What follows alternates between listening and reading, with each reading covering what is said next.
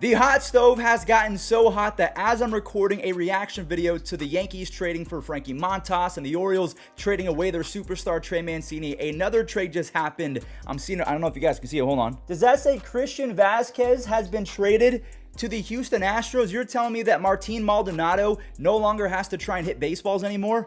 Oh my God. So if you want to see that full trade breakdown, that will happen in tomorrow's video because I wasn't able to do research. Obviously, it just happened. So make sure you guys stick around, hit that subscribe button. And without further ado, let's talk about these big time blockbuster trades. But first, let's talk about the 3-team trade between the Rays, the Astros, and the Orioles. So the Astros are making some noise. I mean, getting Christian Vasquez and Trey Mancini, that is a pretty good deadline in my opinion. Now, in order for this trade to happen, the Tampa Bay Rays had to DFA, and this is very unfortunate because I love Brett Phillips, but Brett Phillips is no longer a member of the Tampa Bay Rays. They essentially replaced him with right-handed version of Brett Phillips because Jose Siri has been one of the worst right-handed hitters in baseball this year, but he is a special athlete. He's been known to pimp baseballs, and he's just very fun to watch. He is top 5% in sprint speed and defense. He is honestly in the conversation to win a platinum glove in the outfield or just the league in general. So trading Jose Siri essentially for Brett Phillips, I don't mind that, but the Rays had to give away a pitcher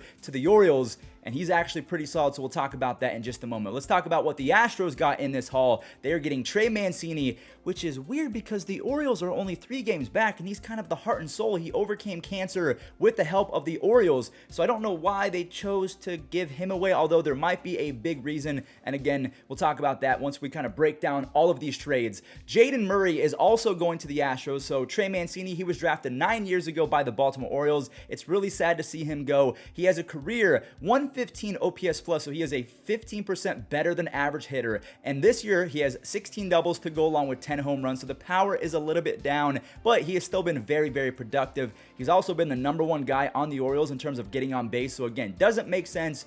But let's talk about the other guy that the Astros got, Jaden Murray. He's a 25-year-old right-handed pitcher with a 2.61 ERA and a .93 whip in almost 220 innings. That is very, very good. The Orioles, let's see why they gave up Trey Mancini. So they are getting the best Rays pitcher, not named Shane Baz. And when I say Rays pitcher, I mean prospects, not named Shane Baz. I hope that makes sense. But this guy, Seth Johnson, has 41 strikeouts in 27 innings. He's not even 24 years old yet. And what do the Orioles want to do with him? They want to use him as a project to get him in a rotation soon enough with guys like DL Hall, who is one of their better prospects, Grayson Rodriguez, who is still in the top 10 for prospects as a pitcher. So the Orioles are trying to make up for lost time. They know that their offense is going to be special with Kobe Mayo, Gunnar Henderson. You have guys like Heston Kjerstad, Colton Cowser. I'm sure I'm forgetting people, but the Orioles are going to be absolutely loaded offensively. When those kids get called up to join the forces of Ryan Mountcastle and Austin Hayes and Cedric Mullins and Ali Rushman, they are going to be a force. So if you can turn Seth Johnson into a #3 guy behind Grayson Rodriguez and DL Hall, that is a big time addition. You're also getting Chase Mcdermott. He's going to be 24 years old this month. He has a whopping 154 strikeouts in 93 innings. The guy throws absolute darts. He is as nasty as they get in the minors. So the Orioles, they traded away some offense for some future pitching, which to me kind of makes sense because even though they're 3 games back with the wild card, let's say by the grace of the baseball gods, they do make the playoffs, they're not going to win a World Series. So why would they go for it when they can trade Trey Mancini, who is a free agent after this season? He probably will walk because he's going to want his money. I mean, the guy overcame cancer. He should get the full bag that he is owed. And the Orioles, they're probably not going to want to give him that bag because he's a little bit older. Even though he's been there close to a decade, it's just not worth it for them. And I completely understand the business side of it. It would have been difficult because of everything that they've been through together. But to me, getting Seth Johnson, who again is the best pitching prospect from the Rays, not named Shane Baz. So anytime you can get a pitcher from the Rays, you know that he's probably going to be special. Now, one more big blockbuster trade I do want to break down. Obviously, probably going to be the title of today's video. The Yankees get Kroger's version of Luis Castillo, and they did not have to give up a single top 3 prospect, which we're going to talk about Brian Cashman. He absolutely dominated the 2022 trade deadline, and he might not be done yet. So the Athletics, they are getting 4 different players. None of them Well, actually, one of them has made the big leagues, and I don't know if Luis Medina has, but let me show you the trade. It's Ken Waldichuk. You have JP Sears, who has played in 2022, Luis Medina, and Cooper Bowman. So Waldichuk, that is the only top 5 prospect the Yankees have given up all trade deadline. He has 116 strikeouts in 17 innings. So Oakland is going to try and hold on to him and turn him into an ace in the near future. And I will say Oakland is pretty good at turning young players into studs. They've done it with Cole Irvin. He's pretty solid. You have Frankie Montas, Chris Bassett. A lot of guys that come up through their system and they perform really well. It's just they can't afford them once they become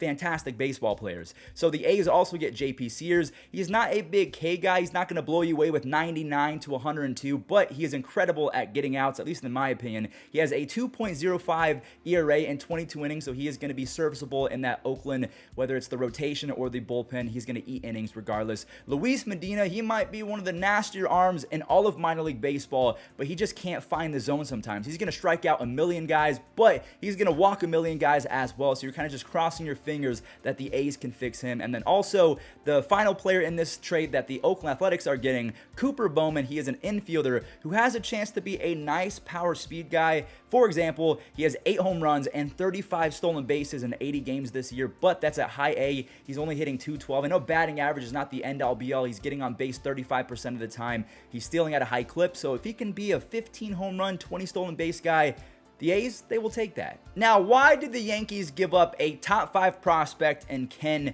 Waldichuk? It's because they needed Frankie Montas if they want to win a World Series in 2022. Frankie Montas is a right-handed flamethrower with absolutely zero fear. I have never seen Frankie intimidated by any moment by any hitter ever. I don't care if he's facing Yordan Alvarez or Aaron Judge in his prime. He is just throwing sinkers inside and using his stuff to get people out. Over his last 300 innings, he has a 3.3 ERA and FIP. Those are both really good numbers. So I think that Frankie Montas is going to be a guy that puts the Yankees over the top, whether he's a number 2 guy or a number 3 guy, whether he's behind Garrett Cole, whether he's behind Luis Severino. That is a move that you had to make. And at the same time, they also pick up Lou Trevino, who has 10 saves on the year after saving 22 games in 2021. He has an almost 13 strikeouts per 9, but an unsightly 16.47 ERA. And I really think that's inflated because of the poor Oakland defense and also how big the Coliseum is. You're going to have baseballs drop every so often, and that's going to lead to unlucky runs. Lou Trevino, he throws 100 sometimes, maybe 101. I feel like Matt Blake is going to do a fantastic job at fixing not only Frankie Montas and the fact that he throws way too many pitches sometimes. Lou Trevino, he also throws too many pitches. Just focus on the pitches that you are elite at. For Frankie Montas, that is, I believe he has a splitter and a sinker. Trevino, I would just go with the fastball. Just pump that 75, 80% of the time, and I feel like he's going to be a lot better. But that is pretty much going to do it for today's recap. Oakland is getting a bunch of different prospects and a young guy in JP Sears. The Yankees have bolstered their World Series contending team. Frankie Montas and Lou Trevino are going to the Yankees, and they now have a super team. They are definitely plugging up all the holes that they had. They lost a few guys to injury in the bullpen. They corrected that. They are struggling to have Joey Gallo, my friend, be productive, and they get Andrew Benintendi. So I don't know if they can call it Florial. I don't know if they call it Peraza to replace IKF. The Yankees are in position to do some damage for the rest of the second half. So thank you all so much for watching. If you enjoyed, leave a like and subscribe. We do this every single day. And I just love baseball. This is the best place to be if you want to stay up to date on the game of baseball. So hopefully I'm doing you guys a good service. I'll catch you guys in the next one. Well, tomorrow for a Christian Vasquez breakdown. I'm going to start doing that script, and I'll catch you guys there.